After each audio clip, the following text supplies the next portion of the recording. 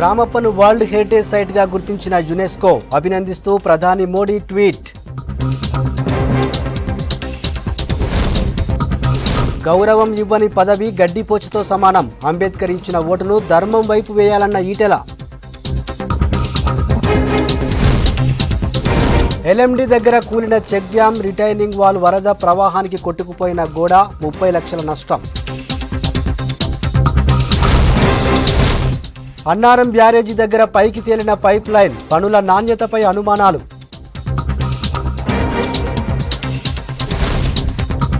జూరాల ప్రాజెక్టుకు భారీగా వరద, 44 గేట్లు లిఫ్ట్, శ్రీశైలానికి కృష్ణమ్మ పరుగు.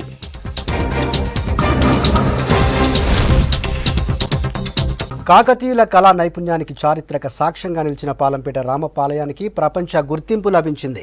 ప్రపంచ వారసత్వ సైట్గా గుర్తిస్తూ యునెస్కో ప్రకటన విడుదల చేసింది.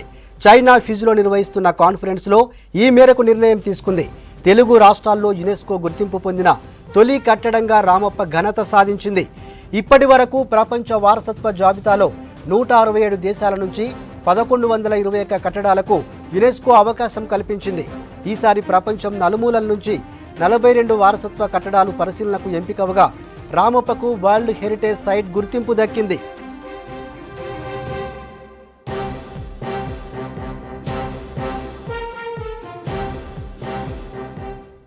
వారసత్వ కట్టడాల విశిష్టతల పరిశీలన కోసం ఉద్దేశించిన వరల్డ్ హెరిటేజ్ కమిటీ 44వ సమావేశం చైనాలోని ఫిజులో ఈ నెల 16న ప్రారంభమైంది. గత ఏడాది జూన్లోనే ఈ సమావేశం జరగాల్సి ఉండగా కరోనా కారణంగా వాయిదా పడింది. ఈ సమావేశంలో వివిధ దేశాల నుంచి నామినేట్ అయిన కట్టడాలపై ప్రతినిధులు చర్చించి తరువాత ఓటింగ్ నిర్వహిస్తారు. దాదాపు 21 దేశాల ప్రతినిధులు రామప్పకు అనుకూలంగా ఓటేశారు.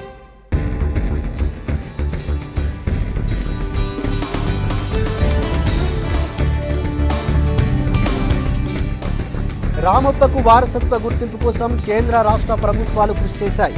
రామప్పకు వారసత్వ హోదా దక్కేలా చేయాలంటూ కేంద్ర ప్రభుత్వానికి గతంలో లేఖ రాశారు సీఎం కేసీఆర్. కేంద్రం కూడా సానుకూలంగా స్పందించి దేశం నుంచి రామప్పను యునెస్కో గుర్తింపు కోసం నామినేట్ చేసింది. 2019 సెప్టెంబర్లో రామప్ప దేవాలయాన్ని యునెస్కో బృందం పరిశీలించింది.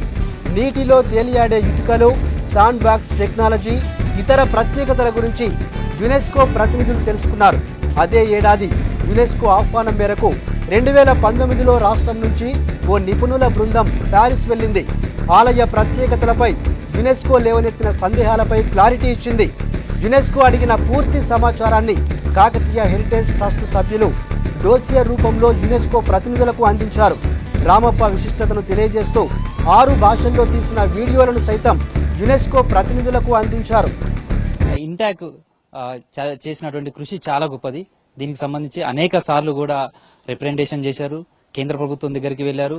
అదేవిధంగా యునెస్కోకు సంబంధించినటువంటి ప్రతినిధులు మిగతా దేశాలతో కూడా మాట్లాడడం జరిగింది. దానికి సంబంధించిన కన్వీనర్ ప్రొఫెసర్ పాండురంగారావు మనతో ఉన్నారు. ఆయనతో మాట్లాడదాం.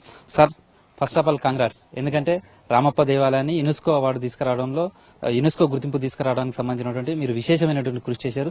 అసలు ఎప్పుడు రామప్ప దేవాలయాన్ని యునెస్కో గుర్తింపు కోసం మీరు ప్రయత్నాలు మొదలు పెట్టారు? ఎన్ని సంవత్సరాల నుంచి ఈ మీ కృషి జరిగింది? స్వామి కటాక్షం అండి. ఇది మన రుద్రేశ్వరుడి కటాక్షము, రామప్ప దేవాలయ రుద్రేశ్వరుడి కటాక్షము మనందరి మీద ఉన్నది. ఆయన నాకు ఇలాంటి ఆపర్చునిటీ ఇచ్చారు. దానికి మనం డోసియా తయారు చేశాము. ఫర్ ద లాస్ట్ 10 years నుంచి 11 years నుంచి మనం దీని మీద ప్రయత్నం చేస్తున్నాము. సో ముఖ్యంగా రామప్ప టెంపుల్ని వరల్డ్ హెరిటేజ్లో తీసుకుని వెళ్ళడం కోసం అని చెప్పి ఎంతోమంది చాలా కష్టపడ్డారు. ముఖ్యంగా government of Telangana. So they have done an excellent job.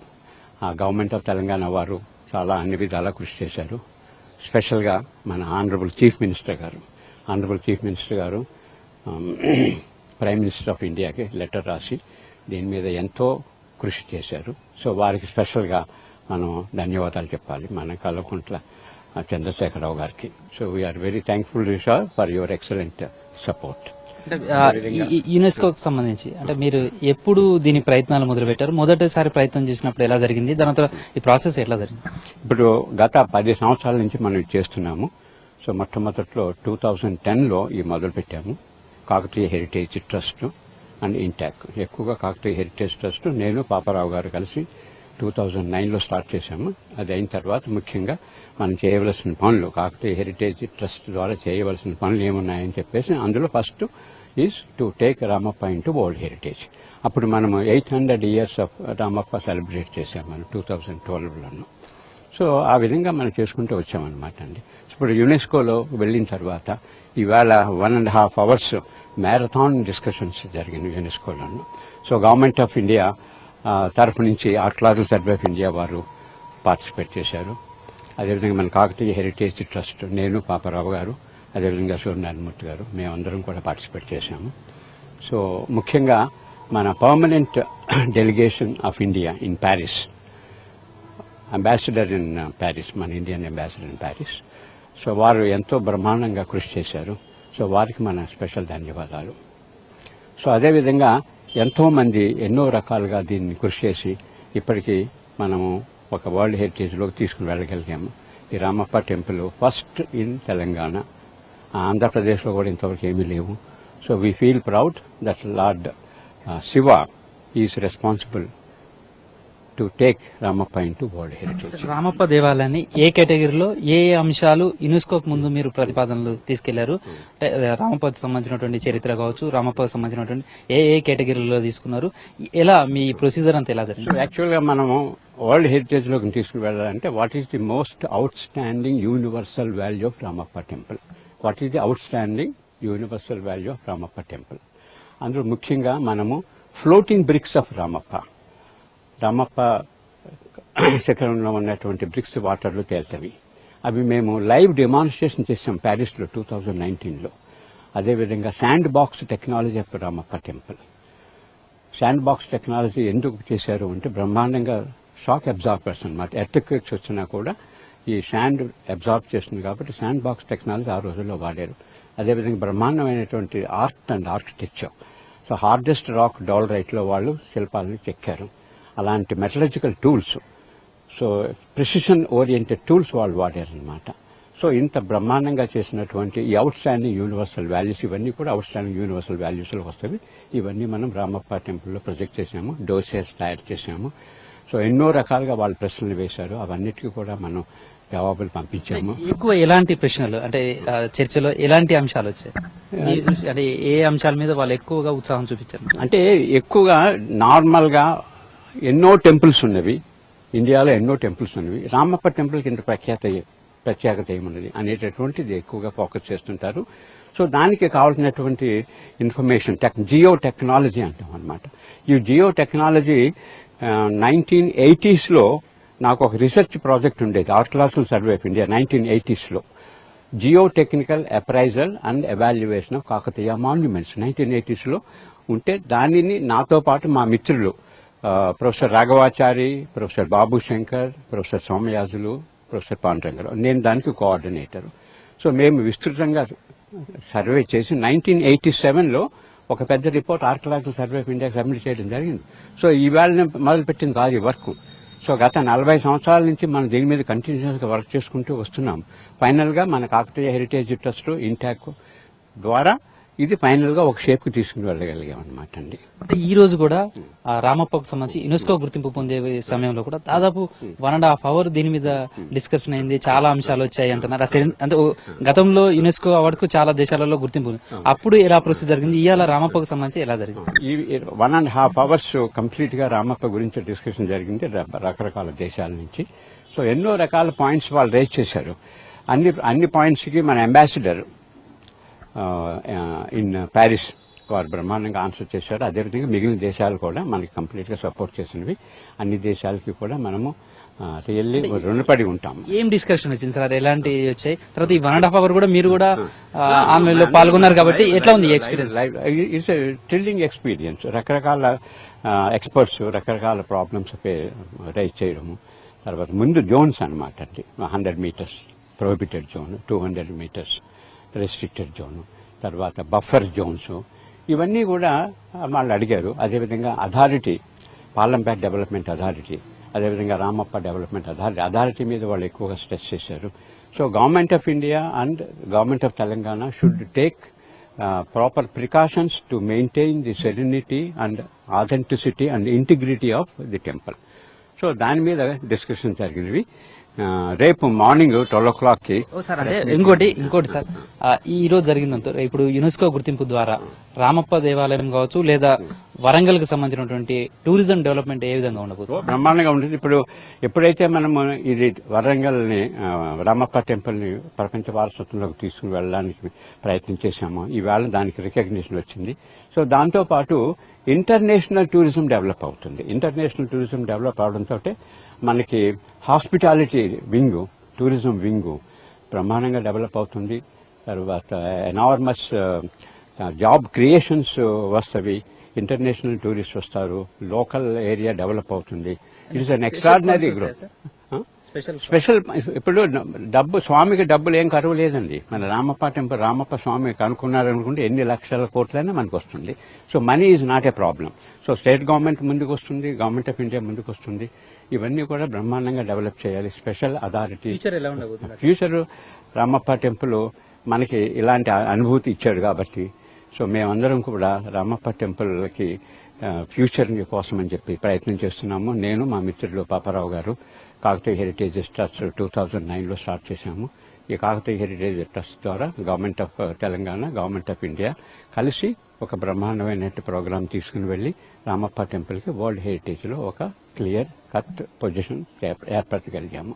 So we are thankful to honourable chief minister of Telangana for giving us a wonderful opportunity, and we also thank Prime Minister of India who has taken initiative on the letter written by our Honorable Chief Minister. Now we could achieve the entry of Ramappa Temple into World Heritage. And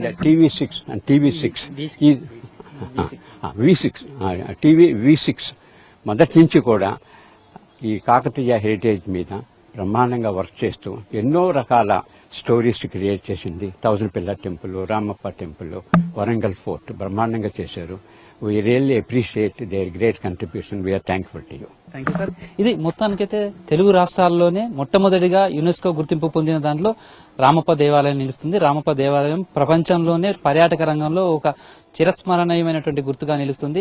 విదేశాల నుంచి కూడా పర్యాటకులు రావడంతో రామప్ప దేవాలయం భవిష్యత్తులో ఒక గొప్ప tourism spot గా మారడంతో పాటు ఇటు రామప్పకే కాదు ములుగు జిల్లాతో పాటు చుట్టుపక్కల ఉన్న అన్ని జిల్లాలకు కూడా ఇది ఒక టూరిజం స్పాట్ గా మారటం వల్ల రేపు ఉపాధి మార్గాలు కావచ్చు లేదా టూరిజం డెవలప్మెంట్ తో అనేక అభివృద్ధికి ఇది ఈ యునెస్కో గుర్తింపు దోహదపడుతుందనే అభిప్రాయం వ్యక్తమవుతుంది.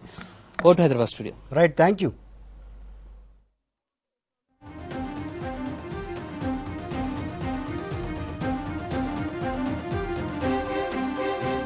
కాళేశ్వరం రీడిజైనింగ్ తప్పన్నారు బీజేపీ కోర్ కమిటీ సభ్యులు. మాజీ ఎంపీ వివేక్ వెంకటస్వామి బ్యాక్ వాటర్తో 100 ఎకరాల్లో పంట నష్టం జరుగుతుందని చెప్పారు. కాళేశ్వరం ప్రాజెక్టుతో 3 ఏళ్లుగా రైతులు నష్టపోతున్నా ప్రభుత్వం పరిహారం ఇవ్వడం లేదన్నారు. ఎకరానికి 40,000 రూపాయల పరిహారం వెంటనే చెల్లించాలని డిమాండ్ చేశారు. తుమ్మిడిహెట్టి నుంచి గ్రావిటీ ద్వారా వచ్చే నీళ్లను రానియకుండా కమిషన్ల కోసం కాళేశ్వరం ప్రాజెక్టును సీఎం కేసీఆర్ కట్టాడని విమర్శించారు. మరిన్ని డీటెయిల్స్ రాజు అందిస్తారు. Kaleshwaram project back water Godavari వరద ప్రవాహంతో ఇటు మంచిర్యాల జిల్లాలోని చెన్నూరు నియోజకవర్గంలో అటు చెన్నూరు కోటపల్లి మండలాల్లోని దాదాపు 100 ఎకరాల్లో పత్తి, వరి పంటలు కూడా పూర్తిగా నీట మునిగాయి. గత 3 ఏళ్లుగా కూడా ఇదే పరిస్థితి జరుగుతుంది. కాళేశ్వరం ప్రాజెక్టు వల్ల తమకు చుక్క నీరు ఉపయోగపడడం లేదు, కానీ వేలాది రూపాయల నష్టం జరుగుతుందని కూడా రైతులు ఆవేదన చెందుతున్నారు. జరిగిన పంట నష్టం పరిశీలించి రైతులతో మాట్లాడడానికి బీజేపీ కోర్ కమిటీ మెంబరు మాజీ ఎంపీ వివేక్ వెంకటస్వామి కూడా ఇటు చెన్నూరు కోటపల్లి మండలాల్లో పరిశీలిస్తున్నారు. సార్, మీరు కూడా గత 30 ఏళ్ళుగా ఈ ప్రాంతంతో మీకు అనుబంధం ఉంది సార్. అంటే గతంలో ఇలాంటి వైపరీత్యాలు రాలేనట్టు కూడా మా దృష్టికి వచ్చింది. అంటే ఇంత పెద్ద నష్టం, పంటల నష్టం జరగడానికి ప్రధాన కారణం కాళేశ్వరం ప్రాజెక్ట్ అని భావిస్తున్నారు.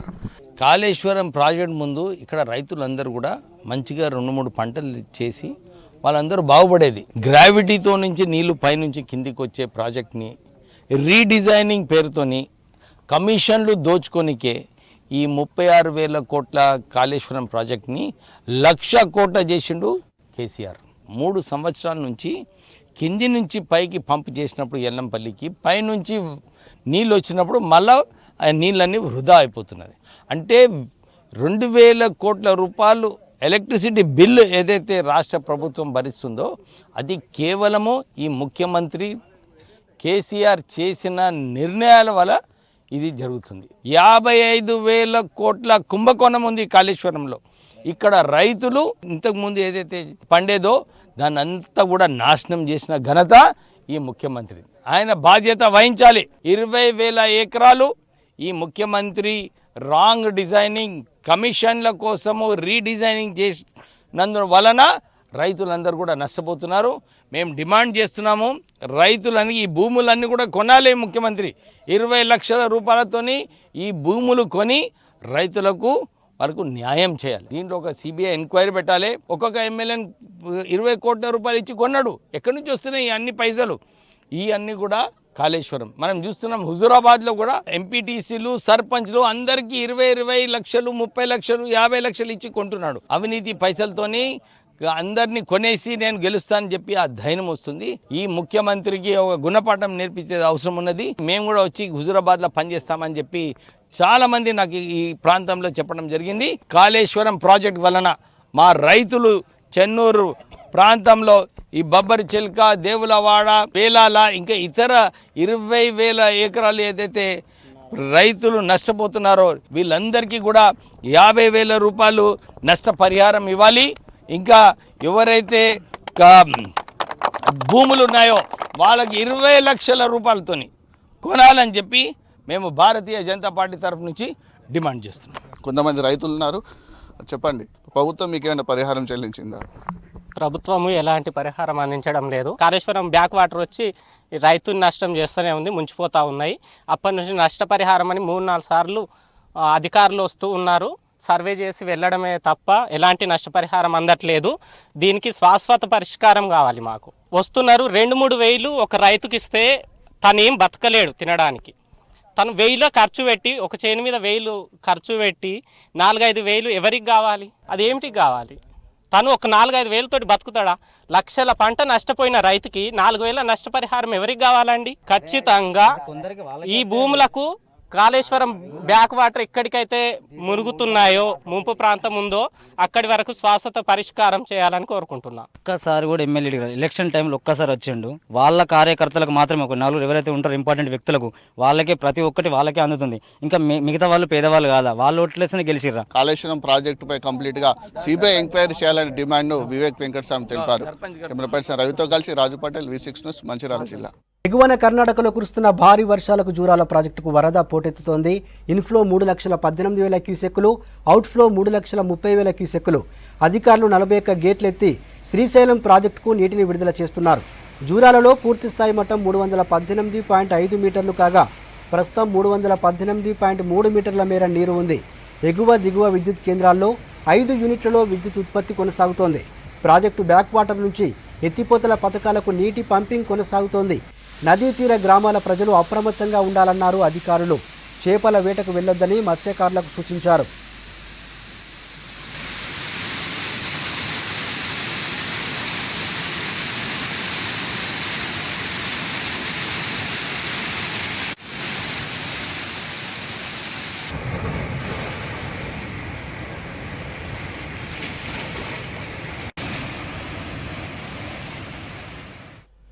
రాష్ట్రంలో వాటర్ ఫాల్స్ అనగానే కుంటాల, గాయత్రి, పొచ్చెల జలపాతాల పేర్లే వినిపిస్తాయి. అయితే ఇప్పుడు నిజామాబాద్ జిల్లాలోని ఓ జలపాతం పర్యాటకులను విశేషంగా ఆకట్టుకుంటోంది.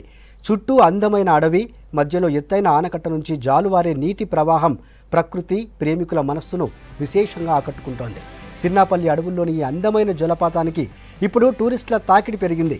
ఎడతెరిపి లేకుండా కురిసిన వర్షాలకు ఇక్కడి జలాశయం నిండి కిందకు నీరు దూకుతోంది. మరిన్ని వివరాలు రజనీకాంత్ అందిస్తారు. వాగులు వంకలు పొర్లుతున్నాయి. వరుసగా కురుస్తున్నటువంటి వర్షాలకు జలాశయాల్లోకి భారీగా నీరు వస్తుంది. ప్రస్తుతం మనం నిజామాబాద్ జిల్లా ఇందల్వాయి మండలం సిర్నాపల్లి వద్ద ఉన్నాం. సిర్నాపల్లి అనేది ఒక గతంలో ఒక సంస్థానంగా ఉండేది. చాలా పాపులర్ సంస్థానంగా దీనికి పేరుంది. ఈ సంస్థానాధీశురాలైనటువంటి జానకిబాయి ఆ రోజుల్లోనే రైతుల అవసరాలు, ప్రజల అవసరాలను గుర్తించి ఒక జలాశయాన్ని ఏర్పాటు చేశారు. దీన్ని సిర్నాపల్లి చెరువుగా పిలుస్తారు. దీని పై భాగంలో అంతా కూడా పెద్ద విస్తీర్ణంలో జలాశయం ఉంటుంది. కింది భాగంలో వాటర్ అంతా కూడా కింద ఉన్నటువంటి పంట పొలాలకు, సుమారు సంస్థానం పరిధిలో ఉన్నటువంటి గ్రామాలన్నిటికీ నీరు అందేలాగా ఈ యొక్క జలాశయాన్ని నిర్మించారు. కింద ఏదైతే ఉందో ఇదంతా కూడా భారీ వర్షాలు పడ్డ సమయంలో ఒక వాటర్ ఫాల్ను కల్పిస్తుంది. నిజామాబాద్ జిల్లాలో ఎక్కడ కూడా పెద్దగా జలాశయాలు లేవు, పెద్దగా వాటర్ ఫాల్స్ లేవు. కానీ సిర్నాపల్లికి వస్తే మాత్రం మనము వాటర్ ఫాల్ దృశ్యాలని చూడొచ్చు.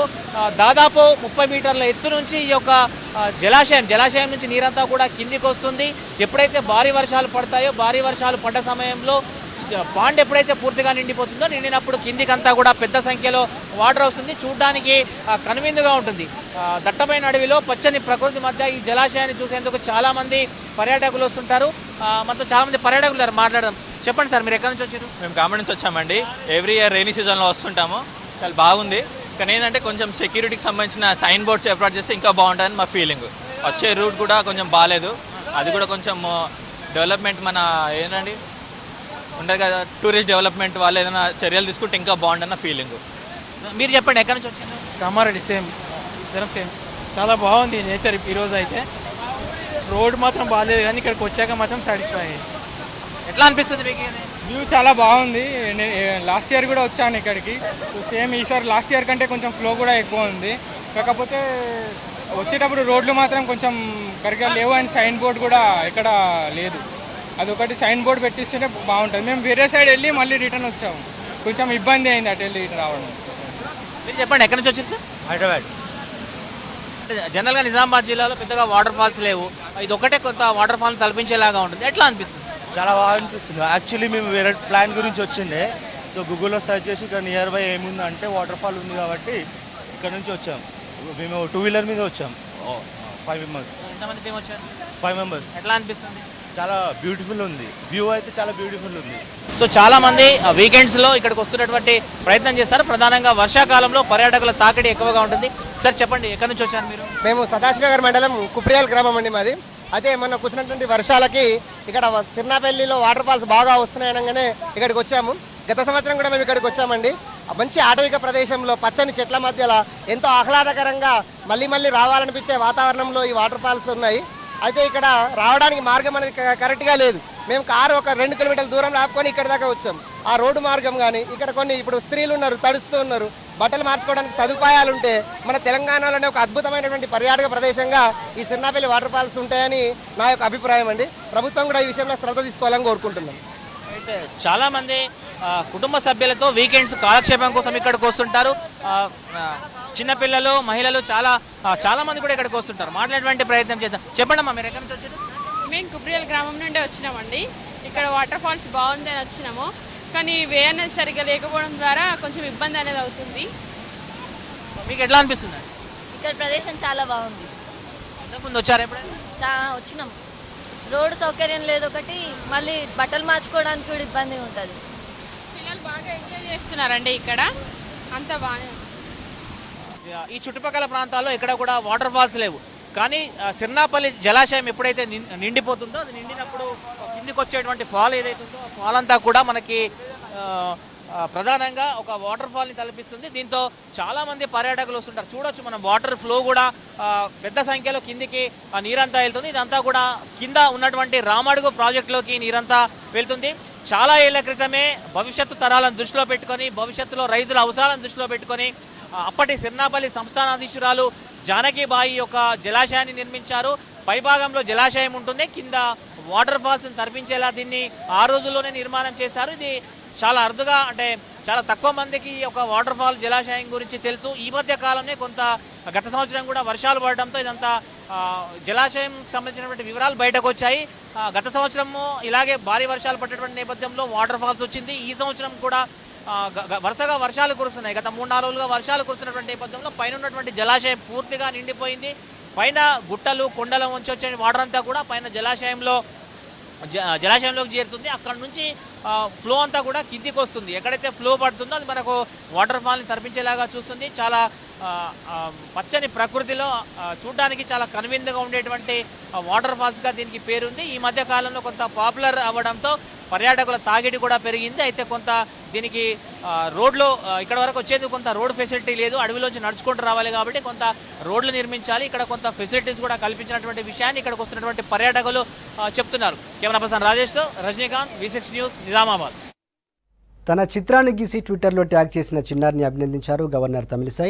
నల్గొండ జిల్లా మర్రిగూడ మండలం సాయిబండ తండాకు చెందిన ఫోరోసిస్ బాధితురాలు రమావత్ సువర్ణ గవర్నర్ తమిళిసై చిత్రాన్ని గీశారు. దానిని ఎన్ఆర్ఐ జలగం సుధీర్ గవర్నర్కు ట్యాగ్ చేసి ట్విట్టర్ పోస్ట్ చేశారు. దీంతో సువర్ణతో పాటు ఆమె కుటుంబ సభ్యులను రాజ్భవన్కు పిలిపించుకుని మాట్లాడారు గవర్నర్ తమిళిసై. సువర్ణకు ట్రైసైకిల్ బహూకరించారు. వారితో కలిసి భోజనం చేసి సువర్ణ చదువుతో పాటు ఆమెకు అవసరమైన సహాయ సహకారాల్ని అందిస్తానని హామీ ఇచ్చారు. దళిత బంధు పేరుతో దళిత వర్గాలను మరోసారి కేసీఆర్ మోసం చేస్తున్నాడని ఆరోపించారు నల్గొండ ఎంపీ పిసిసి మాజీ చీఫ్ ఉత్తమ్ కుమార్ రెడ్డి. దళిత సీఎం 3 ఎకరాల భూమి హామీలేమయ్యాయని ప్రశ్నించారు. 16 మంది దళిత ఎమ్మెల్యేలుంటే ఒక్కరికే మంత్రి పదవి ఇచ్చారన్నారు ఉత్తమ్.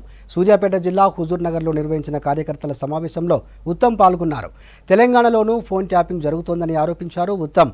ప్రతిపక్ష నేతలతో పాటు మంత్రుల ఫోన్లను కేసీఆర్ ట్యాపింగ్ చేస్తున్నారని ఆరోపించారు. దౌర్జన్యాలు, అక్రమాలు, దాడులు చేయడం ఇది ప్రస్తుత హుజూర్ నగర్ లో అధికార పార్టీకి నాయకత్వం వహిస్తున్న వాళ్ళు ఒక స్వతహాగా ఒక విధానం అయిపోయింది. అధికారులు జిల్లా అధికారుల నుంచి మండల గ్రామ అధికారుల వరకు పూర్తిగా పొంతులైపోవడం ఇది అందరూ గమనిస్తున్నారు. ఎవరు ఊరుకోరు.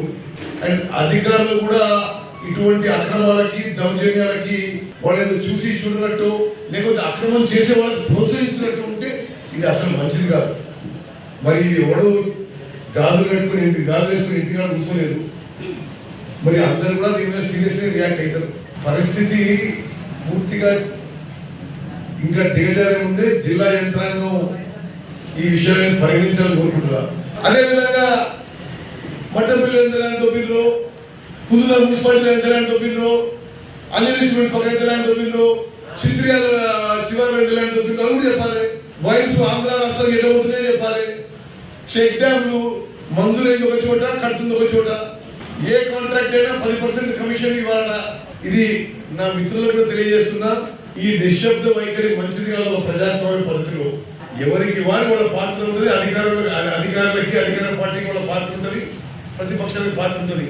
మన పాత్ర మనం ఖచ్చితంగా. పాలమూరు జిల్లా ప్రాజెక్టులపై ప్రభుత్వం నిర్లక్ష్యంగా వ్యవహరిస్తోందన్నారు తెలంగాణ జనసమితి అధ్యక్షుడు ప్రొఫెసర్ కోదండరాం. కాళేశ్వరంపై చూపిన శ్రద్ధ ఇక్కడ చూపలేదన్నారు.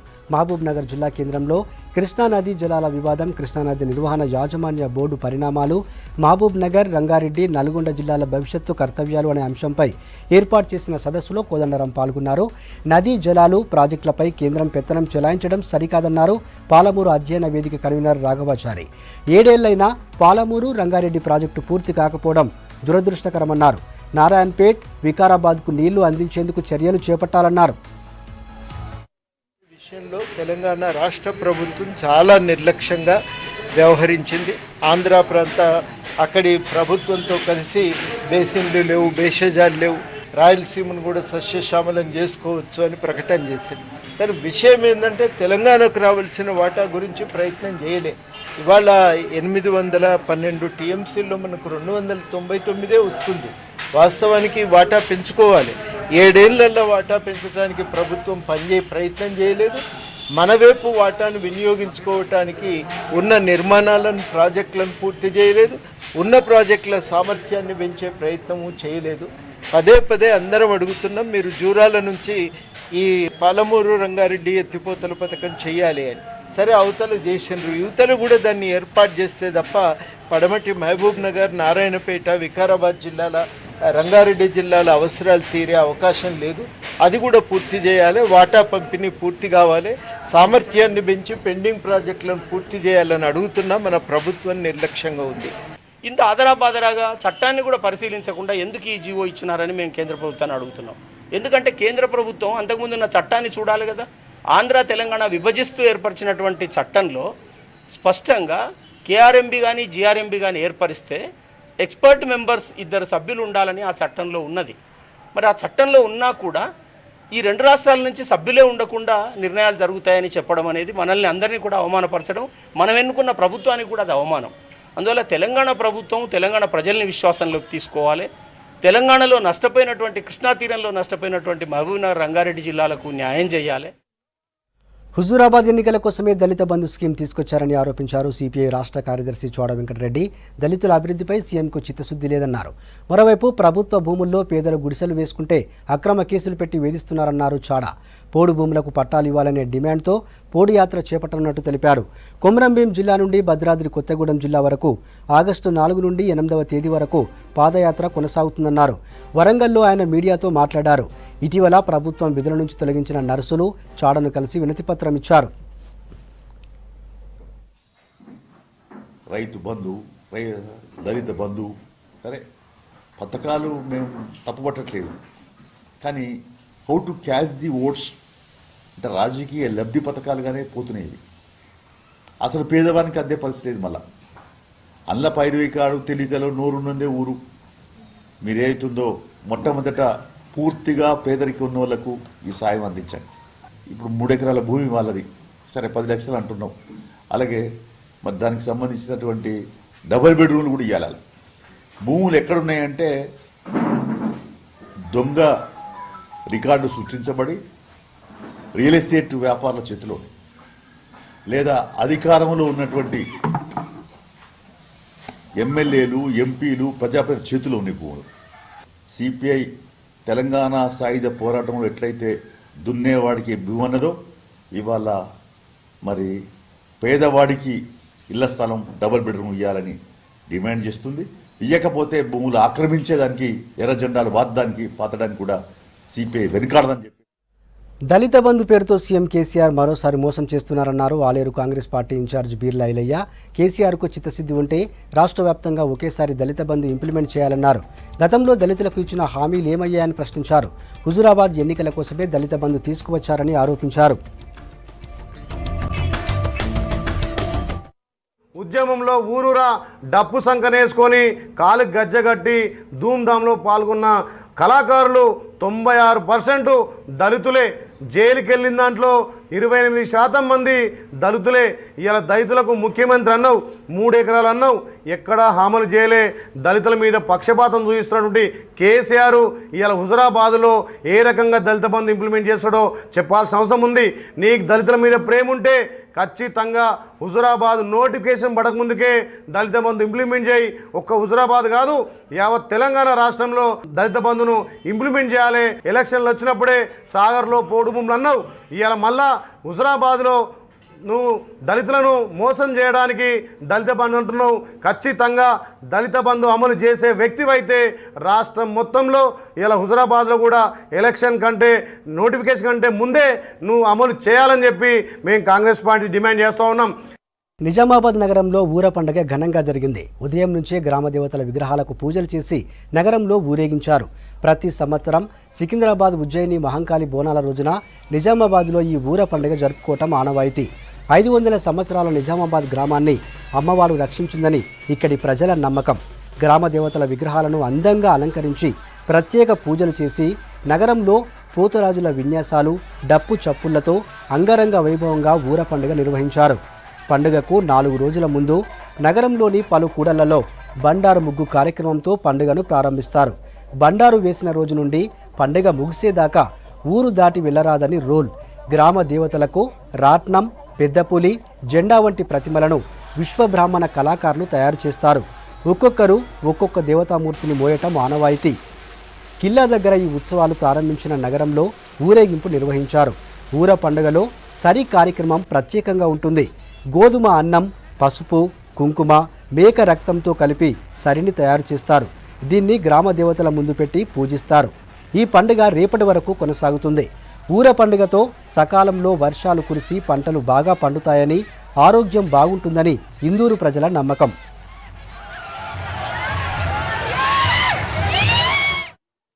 అయితే ఉజ్జయిని మహంకాళి అమ్మవారు మరి సికింద్రాబాద్లో బోనాలు తీసేటువంటి రోజునే ఇక్కడ ఈ ఊర పండుగ నిర్వహించుకోవడం అనేటువంటిది సాంప్రదాయం. 93 కులాలకు సంబంధించినటువంటి సంఘాలు తామందరం కూడా పట్టి కట్టి వ్యవసాయం చేసేటువంటి పశువులకు కానీ, పెంపుడు జంతు జీవాలకు కానీ ఎటువంటి రోగాలు రావద్దని, మరి పంటలకు చీడపీడలు ఉండొద్దని సరి అనేటువంటి ప్రసాదం తయారు చేసుకోవడం జరుగుతుంది. మరి కులమతాలకు అతీతంగా అందరూ పెద్ద మనుషులు ఇక్కడికి వచ్చేసి మరి పూజలు చేశారు. దాంట్లో భాగంగా మేము కూడా ఆ గ్రామ దేవతలను దర్శనం కోసం నేను కానీ మేయర్ గారు కానీ మా ఎమ్మెల్సీలు కానీ మా నాయకులందరం కూడా ఇక్కడికి రావడం జరిగింది. మేము దేవుళ్ళని ఒకటే మొక్కుకున్నాం, కరోనా నుంచి అందరినీ రక్షించండి, మరి మాకు మంచి వర్షాలు ఇవ్వండి, అందరికీ ఆయురారోగ్యాల నుంచి సంతోషాలతో ఉంచాలని చెప్పేసి మేము గ్రామ దేవతలను వేడుకున్నాం. ఖచ్చితంగా మా మాటలు అమ్మవారు ఆలకిస్తారని చెప్పేసి మేము పూర్తిగా నమ్ముతూ దాదాపు నిజామాబాద్లో ఉన్నటువంటి ప్రతి ఒక్క ఇల్లు కూడా కదిలి ఇక్కడికి సంగారెడ్డి జిల్లాలోని ఎల్లమ్మ ఆలయంలో బోనాల జాతర ఘనంగా జరుగుతోంది. ఉదయం నుంచి అమ్మవారికి బోనాలు సమర్పిస్తున్నారు. కరోనా రూల్స్ పాటిస్తూ అమ్మవారిని దర్శించుకుంటున్నారు. కరోనా తగ్గడంతో అమ్మవారికి పెద్ద సంఖ్యలో భక్తులు దర్శించుకుంటున్నారు.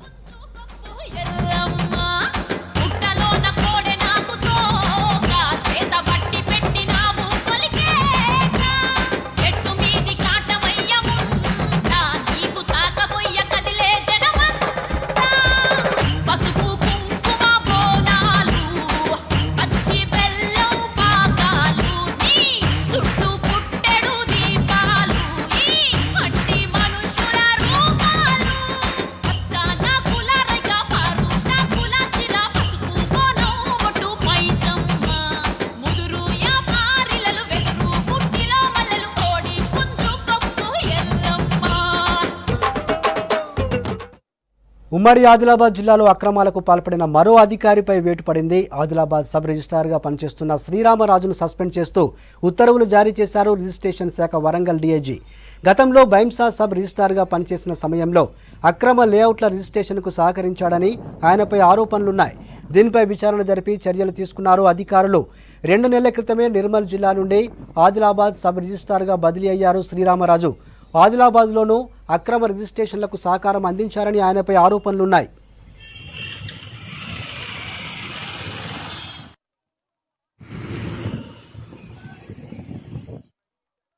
నిర్మల్ జిల్లా బైంసా పట్టణంలోని అక్రమ లేఅవుట్లపైన బైంసా మున్సిపల్ నుండి ప్రొసీడింగ్లు తప్పుగా ఇవ్వడం వలన మన సబ్ రిజిస్టర్ ఆఫీసర్ రామారావు పైన చర్య తీసుకోవాలని మా జిల్లా అధ్యక్షురాలు మేడం రమాదేవి గారి వెంట వెళ్ళి హైదరాబాద్ కమిషనరేట్ దగ్గర కంప్లైంట్ ఇవ్వడంతో అక్కడ ఏదైతే వీళ్ళు బైంసా మున్సిపల్లో ఇవి చిన్న చిన్న రోడ్లు చిన్న చిన్న ప్లాట్లకు కాంపౌండ్ వాల్ కట్టి కాంపౌండ్ వాల్ పర్మిషన్ మున్సిపల్ నుంచి ఇచ్చి దానిపైన ఎల్ఆర్ఎస్ కట్టించుకొని ఇలా తప్పుదోవ పట్టిస్తూ మన సబ్ రిజిస్టర్ గారికి ప్రొసీడింగ్ ఇచ్చి ఎన్నో మనకు అక్రమంగా రిజిస్ట్రేషన్లు చేయించడం జరిగింది. దీని వలన ప్రజలు ఇబ్బందుల్లో పడుతున్నారని మేము ఇప్పటికే 4 నెలల నుంచి అక్రమ లేఅవుట్ల పైన చర్య తీసుకోవాలని ఎన్నోసార్లు కలెక్టర్ గారికి ఎంఆర్ఓ గారికి విన్నవించుకున్నా కానీ అక్కడ నుండి వచ్చి కొన్ని పైన తూతు మంత్రంగా అవి లేఅవుట్లు లేని వానికి తీసేశారు. కానీ ఇప్పటి వరకు ఇంకా నడుస్తున్నాయని మొన్న ఒక వారం 15 రోజుల కింద హైదరాబాద్ వెళ్ళి మేడం రమాదేవి గారు చెప్పడం ద్వారా కంప్లైంట్ ఇవ్వడం ద్వారా ఏదైతే ఇప్పుడు మాకు ఇక్కడ ఉండే సబ్ రిజిస్టర్ ఆఫీసర్ రామారావు గారికి ఇప్పుడు సస్పెండ్ చేయడం జరిగింది. అతను అందరికీ తెలుసు, మున్సిపల్ వైస్ చైర్మన్ గా చలామణి అవుతూ ఇక్కడ అందరికీ భయభ్రాంతులకు చేస్తున్న జాబీర్ అహ్మద్ ఇలాంటి చర్యలకు పాల్పడిన అతని పైన కూడా కఠిన చర్యలు తీసుకోవాలని సంగీత సామ్రాట్ ఎస్పీ బాలసుబ్రహ్మణ్యం స్మారకార్థం కరీంనగర్ సత్యలక్ష్మి గార్డెన్లో ప్రత్యేక కార్యక్రమం నిర్వహించారు. సింగర్ గోగుల ప్రసాద్ ఆధ్వర్యంలో ఈ కార్యక్రమం నిర్వహించారు. దాదాపు 32 మంది సీనియర్ సింగర్స్ హాజరయ్యారు. ఉమ్మడి కరీంనగర్ జిల్లాకు చెందిన గాయకులు బాలుకు స్వర నివాళులర్పించారు. ఎస్పీ బాలు చనిపోయి ఏడాది అవుతున్న సందర్భంగా ఈ కార్యక్రమం నిర్వహించారు. సాంస్కృతిక కళాకారుల సంక్షేమ సంఘం ఆధ్వర్యంలో నిర్వహిస్తున్నటువంటి బాలసుబ్రహ్మణ్యం గారికి స్వర నీరాజనం కార్యక్రమం యొక్క ముఖ్య ఉద్దేశం మా కళాకారులు అందరూ కూడా ప్రతిరోజు తన పాటను గుర్తు చేసుకుంటూ పాటలు పాడుకుంటూ జీవనం గడుపుతున్నటువంటి సమయాన కరోనా కారణంగా తను పరమపదించడం జరిగింది. అతడే ఈ పాటల కళాకారులందరికీ కూడా ఆరాధ్య దేవుడు కాబట్టి మన కరీంనగర్ కళాకారుల సంక్షేమ సంఘం తరఫున స్వరబాలుకి స్వర పురస్కారాలు అదేవిధంగా స్వరబాలుకి స్వర నీరాజనం అంటూ కార్యక్రమం ఏర్పరచుకున్నాం. ఇటు కార్యక్రమానికి కరీంనగర్ ఉమ్మడి జిల్లా నుండి పలు దిక్కుల నుండి అనేకమైనటువంటి కళాకారులు రావడం, ఈ కార్యక్రమంలో ఎంతోమంది కళాకారులు, ఉత్సాహమైనటువంటి కళాకారులు ఎంతోమంది పాల్గొన్నారు, వారికి నివాళులు అర్పించారు. ఈ కార్యక్రమం చాలా పెద్ద ఎత్తున ఈ కార్యక్రమం నిర్వహిస్తున్న తనకు నీరాజనం పలుకుతున్నారు. ఈ ఆర్కెస్ట్రా కళాకారులందరూ కూడా వారి పాటలతోనే మేము జీవనం సాగిస్తున్నాం అన్న ముఖ్య ఉద్దేశంతో ఈ కార్యక్రమాన్ని ఈరోజు కరీంనగర్లో ఉమ్మడి జిల్లా కళాకారులచే పాటల కార్యక్రమం, అదేవిధంగా 32 మందికి కరీంనగర్ ఉమ్మడి జిల్లాలో ఉన్నటువంటి సీనియర్ కళాకారులకు బాలు స్వరబాలు పురస్కార అవార్డు వారికి అందజేస్తున్న 32 మంది కళాకారులకు. ఇవి Telangana updates. For more updates keep watching V6 news.